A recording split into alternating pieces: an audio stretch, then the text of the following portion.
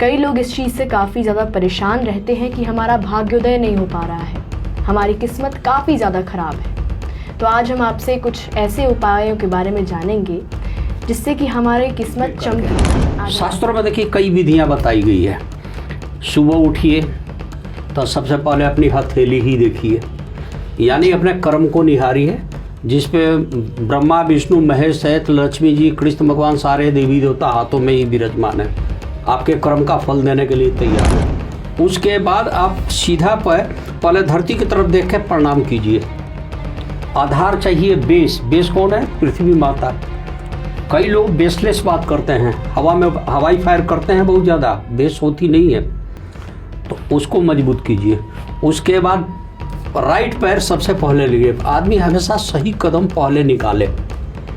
अच्छा। और नॉर्मली हम लोग घर से बाहर निकलते हैं तो एक नियम बना लीजिए, श्री कृष्ण शरणम गच्छामि। रात को सोते वक्त घर में कभी भी माने जूठा बर्तन न रखा जाए, साफ हो जाए।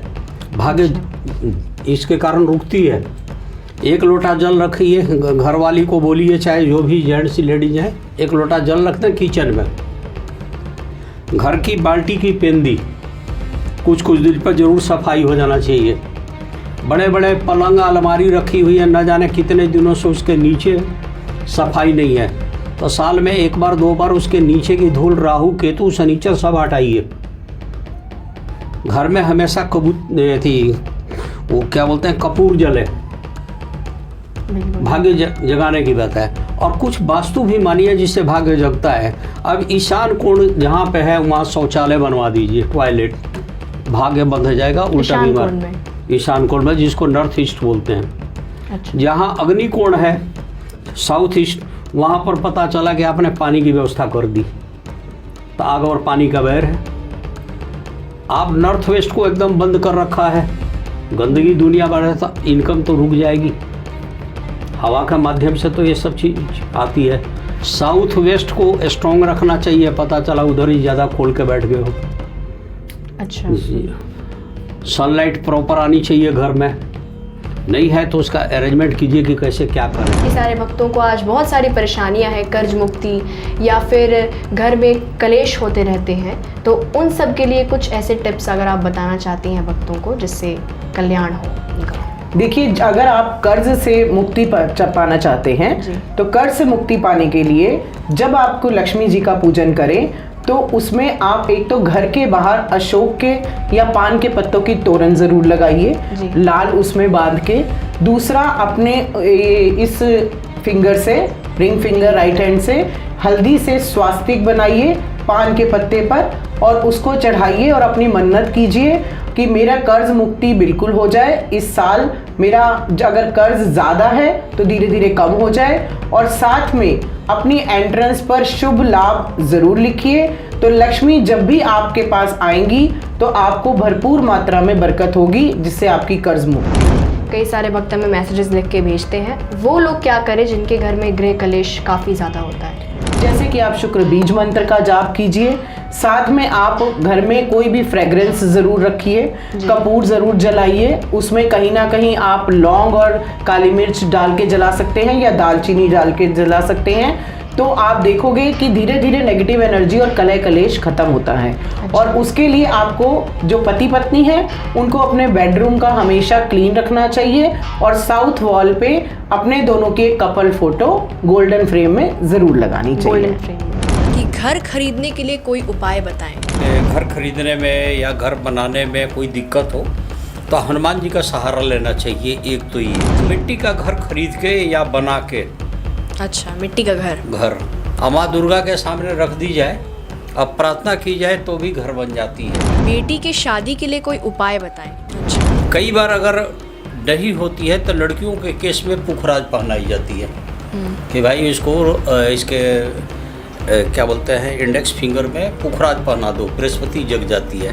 बृहस्पतिवार को हल्दी डालकर नहलाई जाती है, पीले कपड़े में हल्दी बांध करके सिरहाने रख दी जाती है। बीमारी पीछा नहीं छोड़ रही, उसे दूर करने के लिए कोई महा उपाय बताएं। साथ में ज्योतिष में कहा गया है कि रुद्राभिषेक अगर आदमी 6 महीने पे एक बार भी करा दे, दूध से, दही से, घी से, शहद से, भूरा से, गंगा जल डाल ले, थोड़ा सा गन्ने का रस डाल ले, तो आदमी सही होना शुरू हो जाता है रुद्राभिषेक से। अच्छा। महामृत्युंजय मंत्र के जाप कर देने से अकाल चाहे लाइलाज बीमारी भी ठीक हो जाती है। कि पढ़ने में मन नहीं लगता तो क्या करें? तो शिव जी पे दूध चढ़ाने से मन एकाग्र होता है। अच्छा। खूब भोलेनाथ अपने ललाट के ऊपर, मस्तक के ऊपर चंद्रमा को बैठा रखे हैं, मन उनका स्थिर रहता है, कंसंट्रेशन पावर बढ़ती है। तो 3 पूजा बताई जाती है। बुद्धि के देवता गणेश जी भी हैं। हाँ। गणेश जी को अगर बुधवार को दुर्वा मीन्स घास चढ़ाई जाए और ओम गंग गणपति नमः मंत्र का जाप किया जाए तो गणेश जी से बुद्धि बढ़ती है। माँ सरस्वती की पूजा करने से बुद्धि ज्ञान विवेक की देवी हैं तो बढ़ती है। प्लस बुद्धि के देवता हनुमान जी भी हैं। बल बुद्धि विद्या देहु मेहु हरऊ कलेश विकार। तो 3 देवता जिस पे आपको विश्वास हो या तीनों को आप आह्वान कीजिए, पूजा कीजिए, आपको विद्या आ जाएगी। मेरा कारोबार नहीं चल रहा है तो इसके लिए कोई उपाय बताएं प्लीज़। और गणेश जी को दुर्वा अगर रोज चढ़ा दी जाए, अच्छा। कम से कम 11 या 27, और वही मंत्र जो मैंने अभी बोला ओम गंग गणपति नमः। जॉब लगने के लिए कोई महा उपाय बताएं। उगते सूरज को प्रणाम करें। उगते सूरज को प्रणाम करें। तो शनि महाराज की पूजा करें, शनि महाराज को खुश करें तो नौकरी आ जाएगी। उसमें एक मंत्र है भरत सब होई, वो मंत्र मैं भूल रहा हूँ अभी।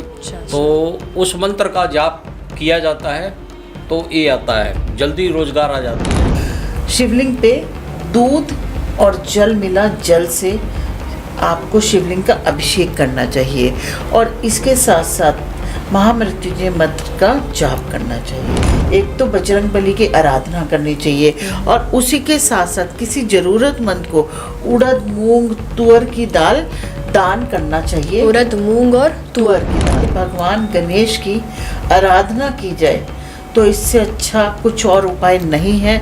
बहुत अच्छा फल प्राप्त होता है।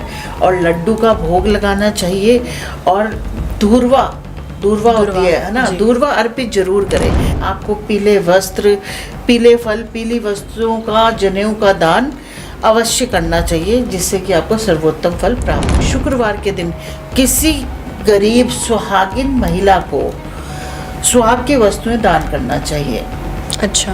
सुहागिन किसी गरीब सुहागिन महिला को अच्छा, सुहाग की वस्तुएं दान करना चाहिए जो कि सर्वोत्तम उपाय है। या घर में भी कोई बच्चा है, कोई भी है, बहुत बीमार चल रहा है, ठीक है, अब उसकी दशा भी ऐसी चल रही है कुंडली में, तो आप क्या करिए, जो बिस्किट का पैकेट होता है उसके मरीज के साथ सिराने में यहाँ टच करके बॉडी पे रख दीजिए। उसके हाथ से भी उसको टच करते रहिए। फिर आप किसी भी आवारा कुत्ते को आप उसे खिला के देखिए, अगर वो नहीं खा रहा है तो उसके ऊपर बहुत ज़्यादा शारीरिक कष्ट है, वो ठीक जल्दी नहीं होगा। अगर उसने कुत्ते ने खा लिया तो इसका मतलब उसको रिकवरी मिलनी शुरू हो जाएगी। ज़्यादा ही संकट आ रहे हैं, परेशानियां दूर नहीं हो रही हैं, शनिवार के दिन आप एक बंद ताला खरीदिए। आपने ताला खरीदना है बिल्कुल बंद, चाबी लगा के खुद नहीं देखना और दुकानदार को भी मना कर दीजिए कि चाबी ना लगाएं। बंद ताला खरीदिए और उसको शनिवार के दिन आप खरीदना शुक्रवार को, और शनिवार के दिन आपने वो ताला चुपचाप जाके मंदिर में रखाइए, पीछे मुड़ के मत देखना। अब मंदिर में जा रहे हैं तो पहले मंदिर में जो आप पूजा पाठ जो भी करना है आपने वो कर लीजिए। पूजा पाठ करने के बाद आपने किसी भी भगवान के आगे वो ताला रख के और प्रार्थना कर देना कि प्रभु मेरे किस्मत का ताला खोल दीजिए, मेरी किस्मत में ताला बन गया है, मेरे संकट दूर कर दिए, और पीछे मुड़ के मत देखना। एक ये उपाय।